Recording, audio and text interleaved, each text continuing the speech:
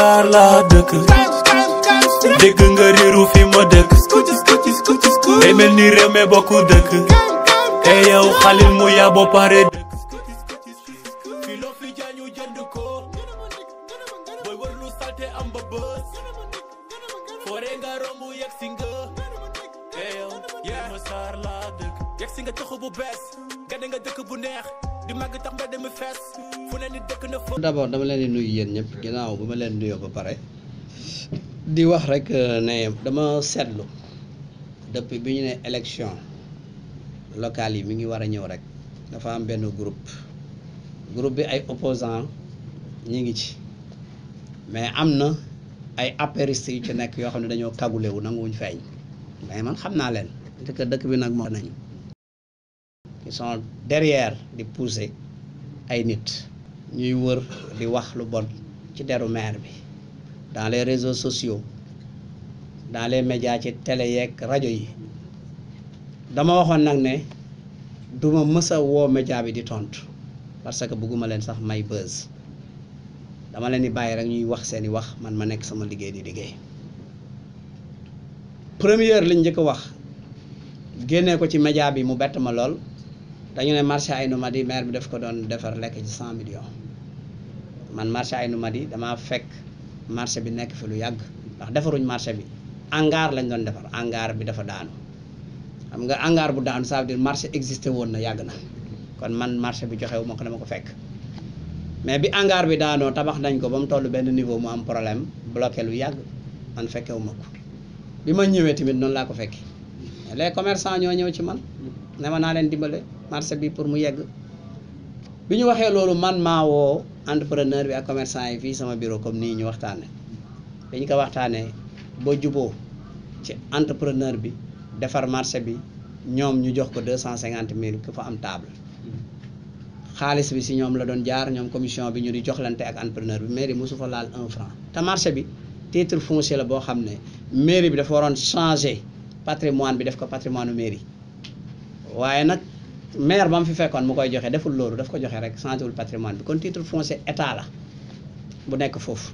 nekkagul ci patrimoine mairie patrimoine état la mais malgré cela ñoom joxe nañ ko ba nekk na marché man bi ma ñëwee rek le problème bi ñu koy liggéey mais entrepreneur buy defar lu mat téeméer table sax ku ne jox ko 250 000 mënul mat 150 millions kon man bu ma ci hangar boobu 150 millions kon entrepreneur bi lan lay jëndee matériel lan lay fay ouvrier xanaa moom bëggul dara donc loolu nga xam ne ay wax ju yàqu la parce que ñoom dañu ne danañu def tous les moyens dénigré ma ba élection locale récépissé bi sax président du ma ko jox président sax bu déggatee Moustapha Mbengue sax day dumooy man lay bañ a gis loolu dinañ ko def man leen buñ ko mënee nañ dem mais loolu jàll bi loolu jàllee ñëwaat encore def benn way boo xam ne sama photo lañ jël samay audio yu ba def dajale formé créé ko nu mu leen neexee comme liñ bëgg dégg saaga ma sax ci biir way bi jël sama image ak yépp dama am famille am na ay rakk yoo xam ne ñoom ñi ko def xam naa leen bu baax sama benn rakk bu leen téye du ñëngatu mais bi ñu bëggee révolté dama ne bu kenn révolté ma famille je l'ai géré naa leen ndax boobaak léegi mi ngi ma 3 mois ne leen bàyyi leen jarul topp jarul wax jarul kuloo jarul xeex mais ñi ngi continuer bu ñuy continuer nag day dem ba mujj gi dina jur loo xam ne man ak ñoom fii du neex léegi nag ma ne leen danaa jóg yóbbu leen ci yoon danaa dem fa mbaxane doonee benn kenn ku nekk la nga waxoon ci man danaa ko dem tegal taxawal la ci kanam yoon nga wax nga prouver ko foofu ci yoon dootuma leen bàyyi. ñoom ñooñu nga bëgg yóbbu si yoon. waaw ñoom dèjà ñoom nee nañ ñoom dañu déclenché benn kii nii benn poursuite judiciaire. waaw parce que nee nañ ci marché boobu noonu ñoom yor nañu ay preuve. waaw comme quoi ak 150 millions yi ngay wax noonu yaa ko jël ñoom yor nañu ay preuve ñoom nee nañ dem nañ bind nañ préfet bind nañ commandant bi. waaw marché bi moom waa marché baa ngi ni toog xam nga yow rek boo demoon foofu nga xool ak sa bët après da ngeen dem na ngeen interviewé waa marché bi dégg ngeen soo leen pare da ngeen dem marché Aynou Mady ngeen laajte comité bi ngeen jéem leen interroger laaj leen boo leen paree sax bu leen fa yem da ngeen di dem ci ñu doon verser seen xaalis les propriétaires de tablier bu leen bàyyi dara ngeen laaj leen loolu foofu jarul ñu fay yàgg damay jàll bu ko defee di ngeen am lu leer parce que man li ma mën a wax rek mooy li may wax léegi nag quant à l'information pour mu leer yow xëy na boo demee foofu demaat fële dana la leer bu baax a baax et maintenant pour ñëw ci démb conférence bi ñu def ci sant yàlla déglu naa leen nee nañ maire ba jaay na mosquée ba jaay na case des tout petits ba jaay na marché ba maanaam infrastructure yi fa dekk jàpp jaay nañ ko loolu la ñu wax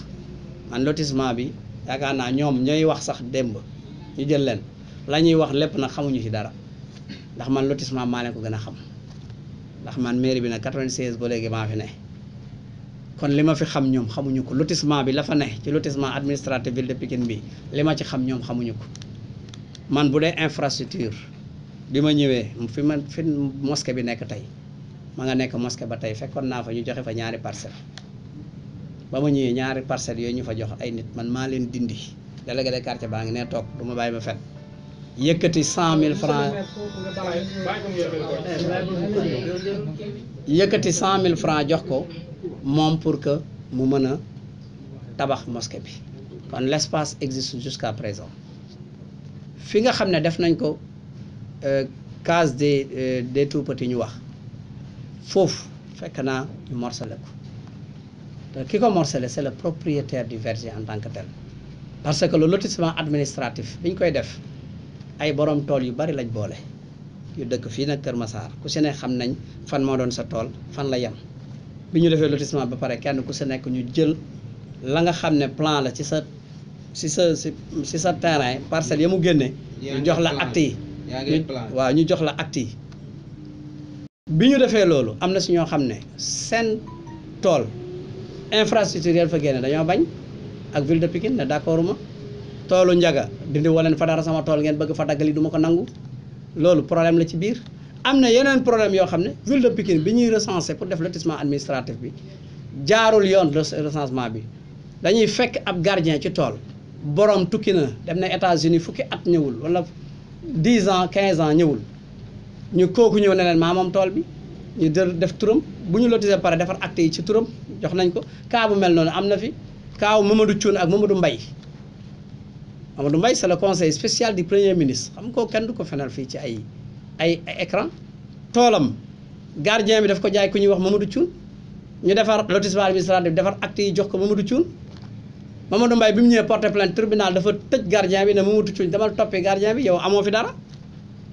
loolu am na fi kon lotissement bi bëri na lu fi am ci biir loo xam ne ñoom maîtriser wuñ ko man maa ko maîtriser kon donc suñu demee ay nit wax leen ne leen maire bi def na lii wala def na laa ñu dem monter leen woo presse bi financer leen sax wutal leen ay baasa ki 16 ki lu ne def loo leen ko monter leen c'est des politiciens encagoulés kenn dëkku fa cuf bi wax deuxième adjoint au maire bi maa ko def fii moom daa mën a nekk deuxième adjoint au maire lan la tekki Kër Massar lu ko mën a def deuxième adjoint au maire sama majorité bi mécanique bi ma def maire laa koy def ko deuxième adjoint au maire mu ànd ak man kële la bokkal parti mooy président commission religieuse topp ko moom su demee yoonam na dem yoonam mais di wër di dénigré bi moo amul benn sens fële li fa xew laay ñëw lii infrastructure yi moo fa nekk li nga infrastructure yi moo nekk ci plan ville de Pikine amul lenn loo xam ne lu bees lu fi mairie bi def lu dul marché bi parce que ñoom fa ñuy réclamer marché na jaay dañ ko man bi ma ñëwee damaa fekk foofu ñu joxe ko juróom-benni parcelle la fa des wax naa la ko juróom-benni parcelles yooyu bi ñuy defar tali bi ay impact ya fa am ñu jël leen dugal leen foofu ci juróom-benni parcelles yooyu des ñu ne kon marché amatu fa waaye comme fii dafa am espace boo xam ne moo ëpp espace boobu fukki junni yoon fee matul sax 2 mètres carrés fii c'est 4000 et quelques mètres carrés ma woote réunion les 2 délégués de quartier ak ay notables ñu waxtaan ñu bind def nañ lu mat juróomi waxtaan bi ñu defee juróomi waxtaan lii la ñu génnee tënk ko ci PV biñ ko tënkee ci PV promoteur bi nga xam ne moom moo koy doon liggéey promoteur bi mu ñëwee fayeeku defar DVM calculer parce que infrastructure waa ville de Pikine bi ñuy defar lotissement administratif bi infrastructure yi fu ñu ñëw fekk mu xóot wala ñu def fa kër dañ fay def infrastructure fu ñu fekk nag mu kowe wala plat ñu def fa ay kër noonu lañ ko defee donc ñoom bu ñu ne dañoo ñëw di sëkk dex gi sëkkuñu dex gi fi ñuy sëkk sur le plan dama ne la plan bii ma la wan moom moo fa nekk fi nga xam ne foofu la léegi nag bu fa ay infrastructure bu ko ville de Pikine daggee ay infrastructure ñu bëgg fa def infrastructure yooyu nu ñuy def dama ne nag bi ñu dugalee changement de destination marché bi foofu urbanisme dafa émettre avis favorable mais cadastre bi mu ñëwee sur les lieux dafa ne fii il faut ñu rembler ko maasale ko mu génnee avis favorable loolu lañ commencé doon def kon donc ñoom lan lañ bëgg ay opposant lañ contre fële toog fële ñun lépp lu ñuy def loo xam ne gis nañ ne njëriñu askan bi la wala day jur résultat wala bilan ñu ñëw wax ci xëpp ko suuf loolu taxaw marché ay nu ma dégg ne taxaw ba léegi ba ñu génnee wax ne maire da cee lekk 150 000 la ñu arrêté marché ba kan moo koy yëg maire ña fa doon jaay suñu yaay yi amoon foofu ay table ñoo koy yëg man du ma ko yëg maa ngi toog fii jàpp sama njaamur ba keroog ñu génne fi preuve nee nañ am nañu ay preuve yu ma wane ne man lekk naa fa 150 millions ba keroog ñu koy génnee donc dama ne ñii ay groupe bu nit lañ ñu ànd rek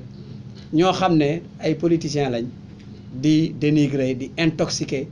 pour loolu kese la dama ne woon nag du ma leen tontu mais dama leen tontu une bonne fois pour tout mais danaa leen yóbbu encore ci yoon moo waral lii ma def tey promoteur bi defoon na devis boo xam ne dem na ay 150 millions mais mairie bi amul 150 millions man xam naa ne fii mairie bi toll dafa mën a amul 150 millions yu mu ko fay mais le promoteur dañ ko laaj pour rémunérer ko en parcelle man boobu bi may wax loolu pour ñu rémunérer ko en parcelle li ma doon xalaat mooy su d'accord en parcelle infrastructure yi nekk foofu dañ leen di wàññi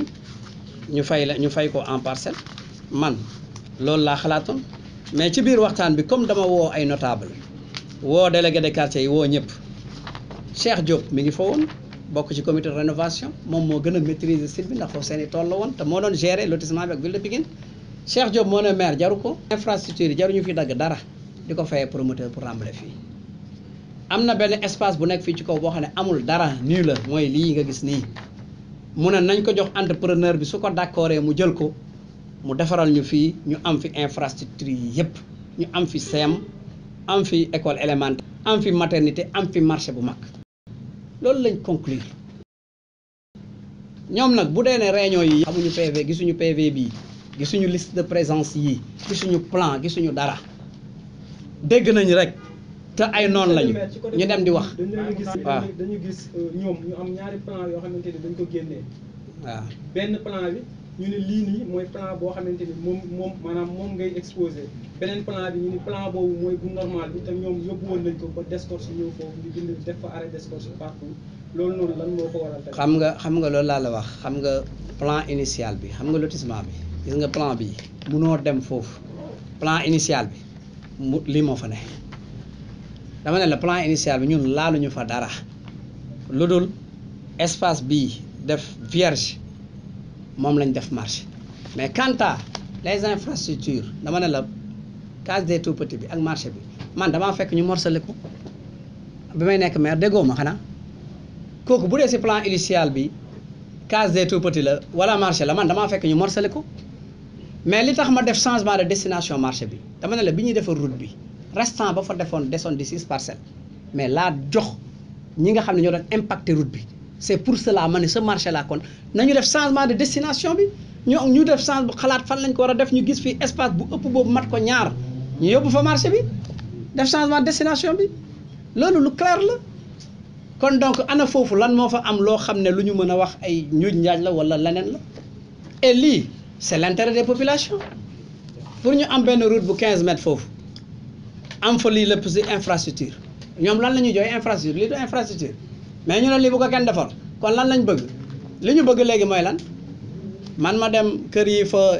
nekk ma dem ci case des tout petits ba toj la fa ne dem ci loolu ñuy wax espèce su marché la ma toj la fa ne duma ko def mukk man bi ma ñëwee damaa commencé sama liggéey fi ma commencé dem gis nga ñi ma remplacé lañ fa def dama ko wan ginnaaw gëstuwuma ko lijjantiwuma ko ndax man it ëllëg dama fiy jógee loolu ñu bëgg def ñu bëgg ma def duma ko def c'est ça la vérité waaw. Sotorak Mam Dior Grand Médine wala Fass pénitence Safko cité santé Arafat Darou Salam Darou Djougou municipal Linguère Aynou Madi du gis nga nu télé bi mel boo fiy dugg si waay bëri jàmm tax mu neex